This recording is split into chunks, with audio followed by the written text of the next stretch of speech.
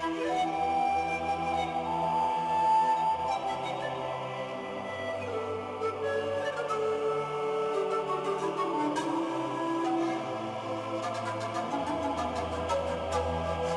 everyone, Dave Floss here from Prometheus Falling Toys, and today we are going to revisit our Einscan-SP 3D scanner versus the Creality Lizard 3D scanner with some updates. So stick around.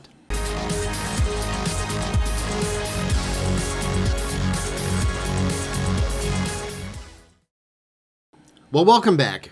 As I mentioned earlier, today we're going to revisit a video I did about a week ago where I was comparing the Einscan-SP 3D scanner to the Creality Lizard 3D scanner, which came out a little bit earlier this year. Now, in that video, I did some side-by-side comparisons, scanning a few different objects and providing my thoughts on the end results. Now, it should be noted that there is definitely a little bit of bias. I've been using the Einscan for almost 2 years now. I've done a number of videos on the Einscan, and I've been very happy with the Einscan, specifically for the purposes for which I wanted to use it, which was to scan medium to small, highly detailed objects with the goal of being able to get very good quality with the minimal amount of scans / post-production cleanup work. The idea was to be able to scan, print, and go. So when I did my comparison to the Lizard, ultimately some of the results I had with the Lizards did not meet that expectation. Now, you can go back and watch that video. Today's video, I'm not going to do a side-by-side. I've already shown several videos of what the Einscan can do. I will show a couple quick comparisons, but I wanted to focus on some feedback that I received following the last video I did on the Lizard. There were 3 kind of distinct pieces of feedback that I was given in criticism of my criticism of the Lizard. The first one was that I had made a mistake, that I had, in my process of going through and scanning, I had missed a step that would have changed the end results. And that was specifically removing the object from the scanning bed during one of the steps that allows the scanner to separate the bed from the object. That's absolutely true. I messed up. I made a mistake. So today we are going to revisit that and ensure that we follow the steps, follow the proper steps. The second item was the idea that the placement of the scanner would have a distinct impact on the quality, resolution, and contrast of what it is scanning. So we're going to talk about that in just a moment as well. And then lastly, the idea that because it uses a very different technology than the Einscan scanner, that I have to perhaps change my expectations in how I use this to get those results. And we're going to talk about that as well. So without further ado, let's get into item number 1, removing the scan bed from your scans. All right, so here we are once again launching the Creality Lizard 3D scanner software. And again, for my comparison in my last video and today, I am going to be using table mode because I want to be able to scan a medium to small size object. Now, one of the things you might notice is that the software that you see today is not exactly the same as the software I used in the last video. It is still the CR Studio software. I am simply using a slightly earlier version, as I actually found the results to be a little bit better in this version. So I really want to give the Lizard the opportunity to show us the best possible quality that I can get out of it. So while the layout may look a little bit different, the actual steps are the same, and we will walk through those again today. So the first item feedback that I received was that I had missed a critical step, and I'm going to show you what that step is now. For today's purposes, I'm going to use this object, and the reason I'm going to use this object is frankly, it's very geometrical. It's pretty much rectangular. It is hollow on one side. It has some detailing, not super fine. So this would be a moderate type of object that I would be scanning. I've gone with much smaller and finer details, but I really want to start with, if I can get this in great quality, then we can step up the types of items we're scanning. But let's start with something where I have a comparison. Now, while I'm not going to go through and scan this with the Einscan, because I already have. So let's take a look real quick at what that looks like. So if we look at the Einscan-SP scan, this is just one pass of scans. It was scanned sitting upright on the bed. It was 8 passes total. We can see, yep, it didn't get the top. Now, we could, of course, have done a second scan, which I did, which allowed us to fill in some of those areas. But what I really wanted to get a sense of was just the scan of the object itself. It was able to pick up the rectangular aspect. There's a little bit of kibble here that I'm going to have to remove, and we can see it picked up the details of the object as well for us to view. So this is just to give a quick comparison of one quick pass on the Einscan. Now let's go to the lizard. So in the lizard, the first thing I have to do is I have to place the object on the bed. Now again, it should be noted that the object on this bed, instead of the Einscan, which stays stationary and then moves and scans in increments, this is capturing a real-time 360-degree spin of the object. So the first thing we need to do is preview the object. So we're going to go with geometry, and we're going to go with a high frame rate. And we're going to leave our brightness alone until we see what our preview looks like. Now here we can see that it's not quite picking up the object, which means I really need to talk about the second piece of feedback, which was the placement of the scanner. Somebody gave me feedback that a big reason my results were not what they should have been is that my scanner was too far from my objects. So I'm going to only question this. I'm going to test it, but I'm only going to question this insofar as when I did place the scanner and the rotating bed, I followed the specific instructions on the distance provided by Creality. So they have a certain distance of both the height of the scanner, the distance from the bed, and of course you want to then adjust just your angle to point it directly at your object. So we're going to do that again today, and for this scan I am following Creality's specific measurements of where they believe the scanner should be on the tripod versus the distance, both height and length, to the bed. So let's now adjust this and dial it in a bit and see what we get. All right, we've readjusted it slightly so that we get a more comprehensive view of our entire object.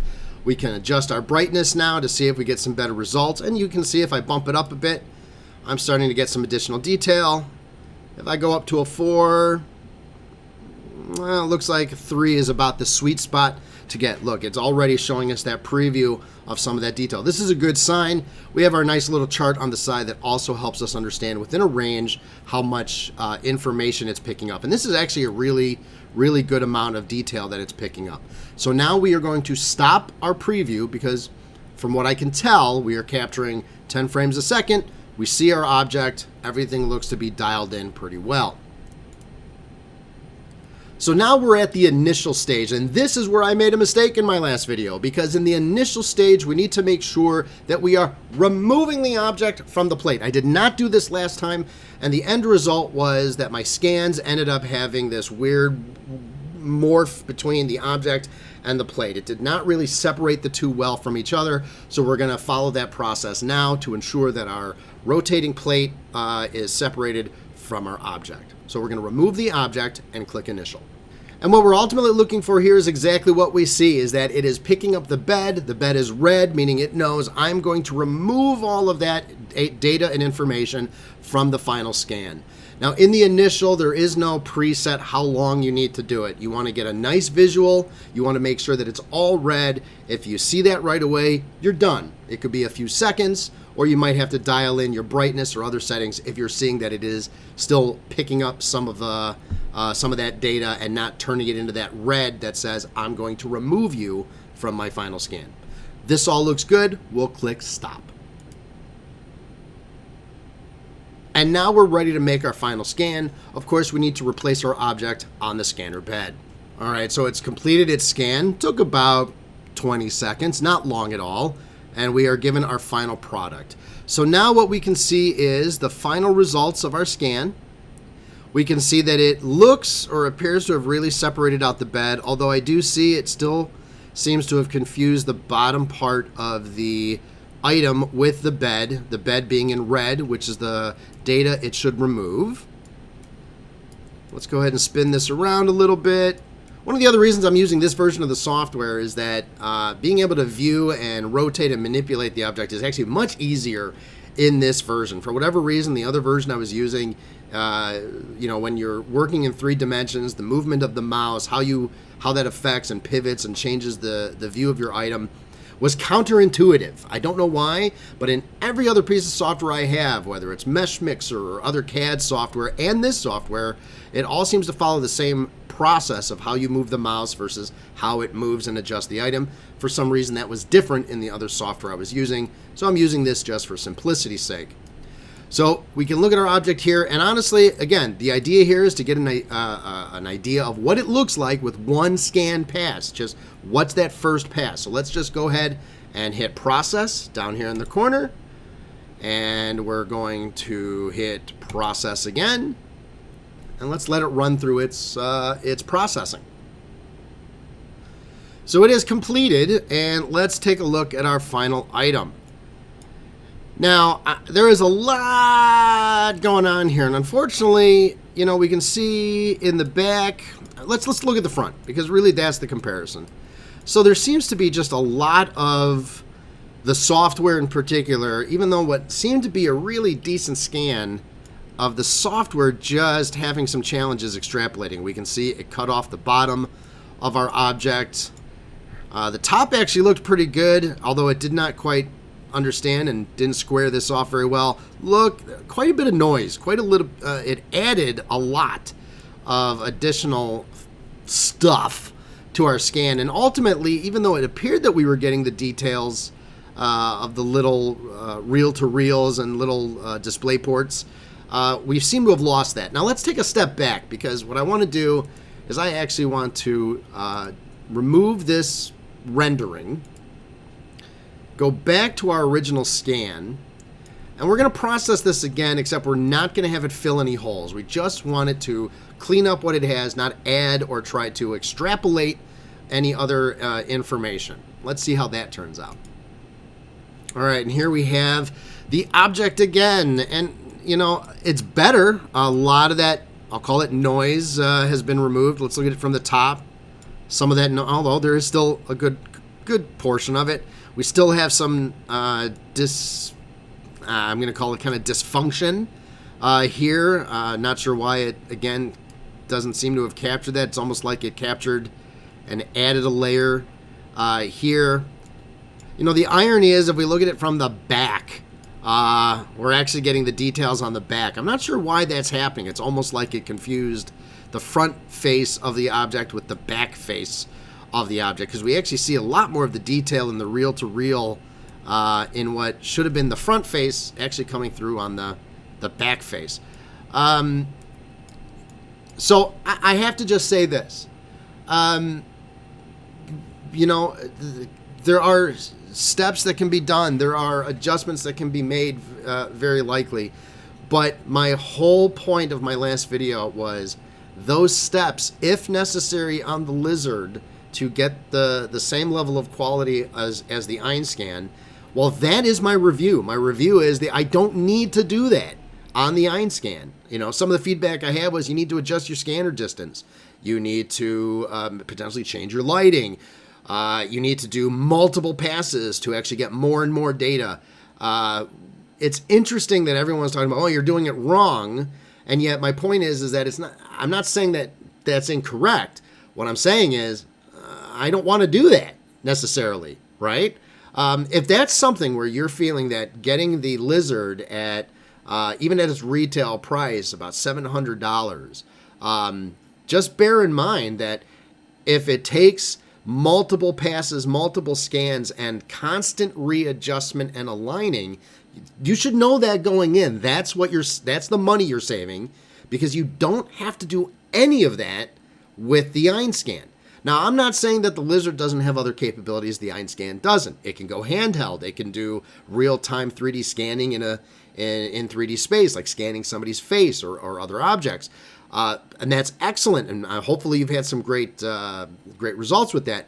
But I'm specifically testing medium to small, detailed objects, and does it compare with the Einscan. So far, I have yet to create a result that matches what I have on the Einscan.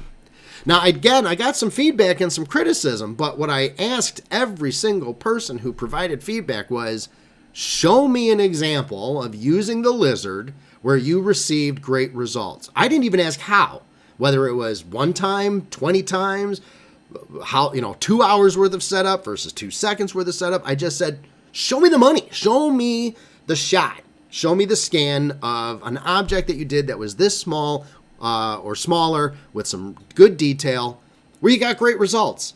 And bluntly, I haven't been able to find one. I looked at YouTube, I looked on Google, I looked at videos. I've seen some very good results with the lizard, none of which focuses on the smaller objects or the finer detailed objects. So until somebody can prove me wrong, I'm having a real hard time saying that the lizard is a really strong candidate if you want to do smaller, finer objects, or if you want to be able to do them quickly and efficiently like you can with the Einscan, knowing that the Einscan has a higher price tag. But with that, I do want to take into consideration some of the other feedback I received, and with that, we are going to do just a couple more quick scans. Let us start by removing what we've scanned so far. Start with a nice clean slate, and we are going to do a new preview. And here's the difference.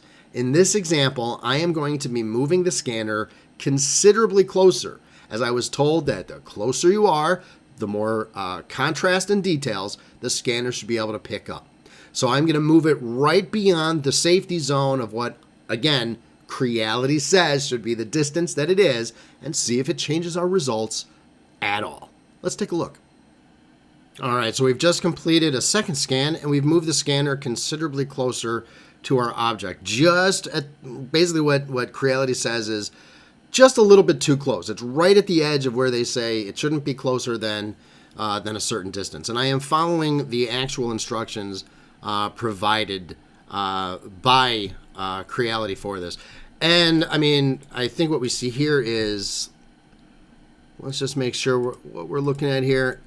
So in this case, as it was scanning, it seemed to be picking up a lot of detail. However, once it tries to extrapolate that, it looks like it had a fairly considerable failure. There's no point in rendering this or taking it any further. The amount of data that it's spit out is really not of value to me. So let's take a step back again. Let's remove all of these pieces of scanning information. And let's try scanning a slightly different object. If you remember from my last video, I had my Megatron. He's not quite as wide and big as the object. I think he's fairly indicative of, he's a little bit larger than your wargaming miniature. But let's look at moving in closer, because we do have the results of when we tried to scan him last time using the settings as provided by Creality. But let's see what happens when we try to scan him again. So this time I have done my preliminary, I have done my initial where I did remove Megatron from the base, and we are now going to scan. And this time I want to be able to kind of scan and show this in real time, because we do see that it's picking up the object. It seems to be scanning.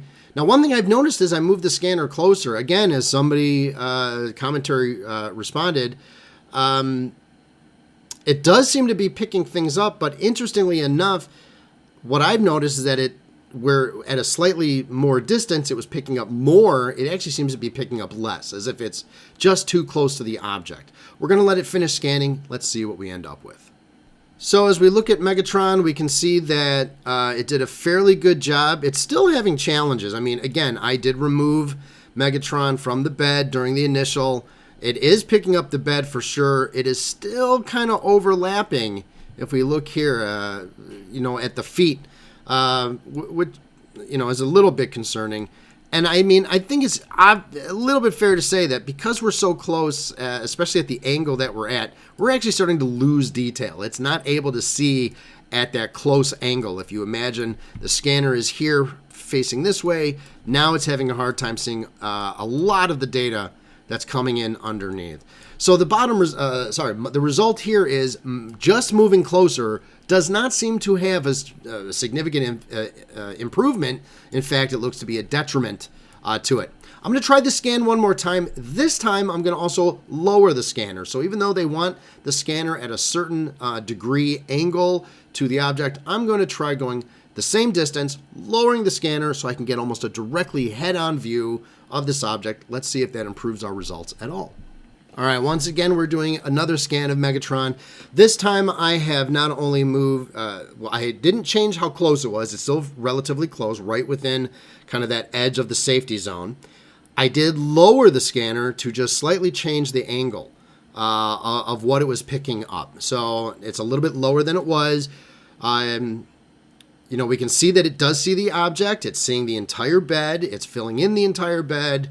It is doing its little, you know, I'm picking up all these pieces of data. But let's see what the end result is.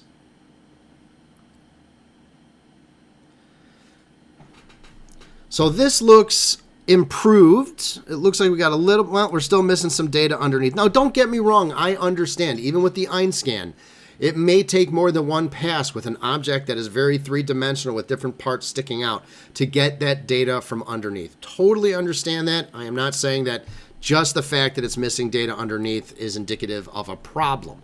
However, we are still looking at, it was pretty much at a small angle face on, which means that the front face of this object, the back face of this object, it should have been able to pick up all of those details. And it's, I don't believe, or I should say it seems to me, it wasn't able to do that. It still had a hard time differentiating the bed. I absolutely removed the object during the initial stage. We can see that it has fully separated or tried to separate, but we lost details, for example, of the foot.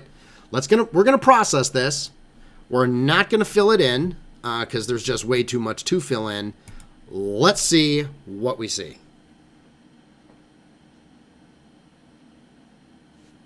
All right, we're going to go ahead and look, and let's see what we have.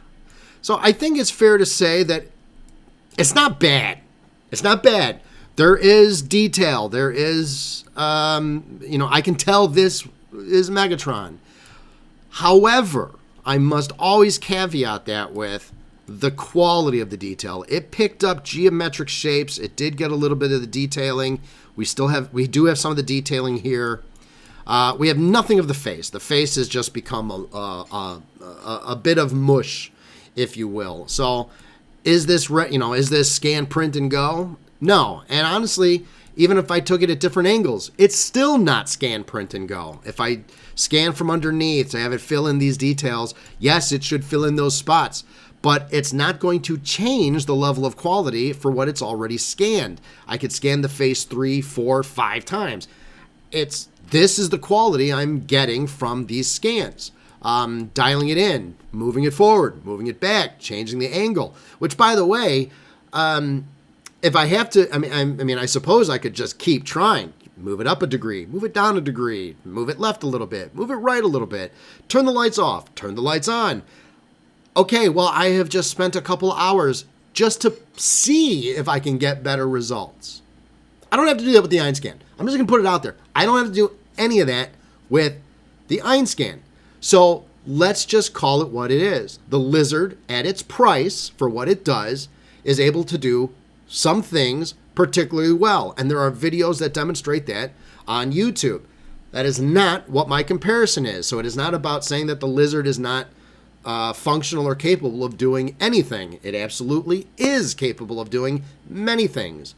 But it is not really capable, in my opinion, even close to what the Einscan-SP does if you're looking specifically at small, fine, detailed objects. If you're looking at making toys or repair parts or things where accuracy and detail is of paramount importance. And again, we're not talking large, we're talking small items, whatever it is that you want down to the absolute closest quality and measurement accuracy as possible.